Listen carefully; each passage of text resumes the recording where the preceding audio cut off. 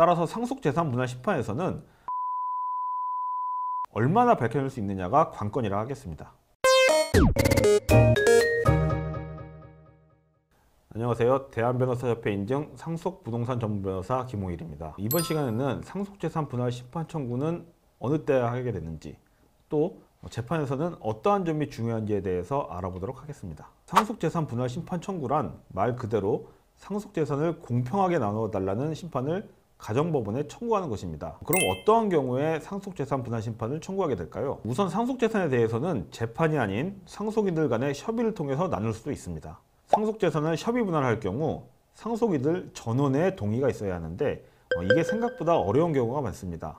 상속인인 자녀들 중 누군가가 생전에 부모님으로부터 물려받은 재산이 많은 경우 남은 상속재산에 대해서는 욕심을 내지 않으면 좋겠지만 그렇지 않은 경우가 많고, 또 다른 자녀들의 입장에서는 그런 사정을 고려하지 않고 상속재산을 무조건 n분의 1로 나누는 것을 받아들일 수가 없으니 협의가 잘 되지 않는 것이죠.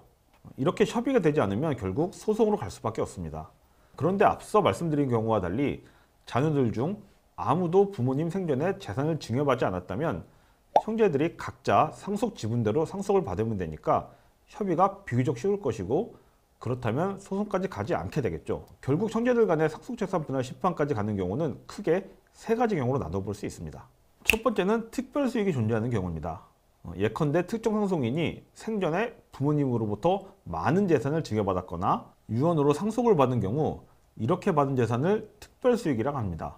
특별수익의 경우에는 현재 남아있는 상속재산에 특별수익까지 더해 상속분을 계산하기 때문에 생전에 특별히 증여받은 재산이 없는 상속인의 경우에는 다른 상속인의 특별수익을 최대한 찾아내려고 할 것이고, 반대로 특별수익을 많이 취득한 상속인은 최대한 숨기려고 하겠죠. 따라서 상속재산 분할 심판에서는 이러한 특별수익을 얼마나 밝혀낼 수 있느냐가 관건이라 하겠습니다.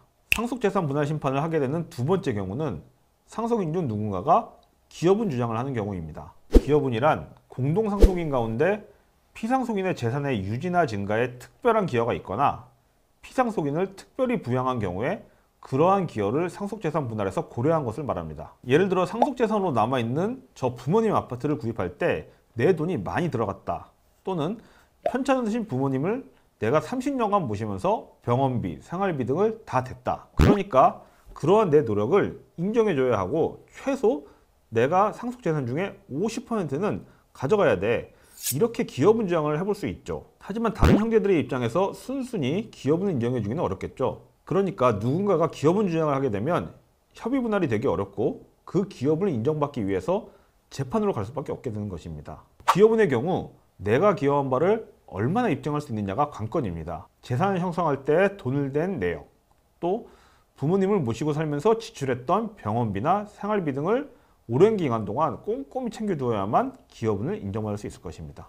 상속재산 분할 심판을 하게 되는 또 한 가지 경우는 상속인 중 누군가와 오랜 기간 동안 연락이 닿지 않는 경우입니다. 이런 경우에는 협의 분할을 할 수가 없으니까 어쩔 수 없이 재판으로 상속재산을 분할해야 되는데, 이런 경우 소송을 통하면 보다 쉽게 상대방의 주소를 파악할 수 있습니다. 이번 영상에서는 어떠한 경우에 상속재산 분할 심판 청구를 하게 되는지에 대해서 알아보았는데요. 상속재산 분할에 대해서 더 궁금한 점이 있으시면 언제든 아래 댓글로 남겨주시거나 밑에 적혀있는 제 전화번호로 전화주시면 언제든지 편하게 상담하실 수 있습니다. 오늘 영상은 여기까지고요. 다음 영상에서도 상속 관련 도움되는 주제로 찾아뵙겠습니다. 오늘 영상도 끝까지 봐주셔서 감사합니다.